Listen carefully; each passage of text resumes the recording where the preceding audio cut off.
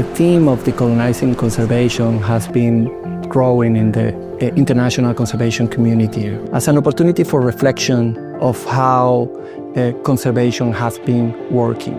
The way it used to be done was people coming from outside into the global south to implement blueprint of how conservation should be done. But in most of the cases, those blueprints were developed and maybe worked in places like the US and Europe, but totally ignore the context and the realities of the places where they were trying to replicate those approaches. ProCosta and Wildlife Allies has a long-term relationship, and this is crucial. It's more than a support organization. We're allies. There's a partnership.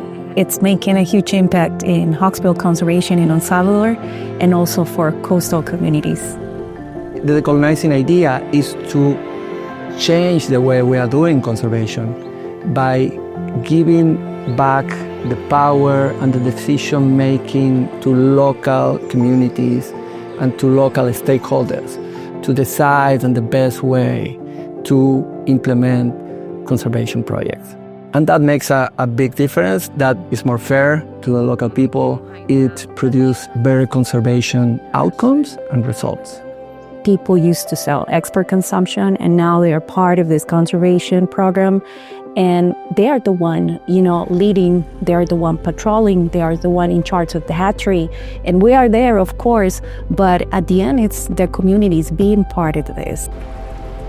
So in 2007, the population of hawksbill turtles were considered almost extinct. And now that we're doubling the nesting season with more than 600 nests, that's a huge impact in conservation. The numbers are great, and you see how all key stakeholders make a huge difference in the project, in conservation.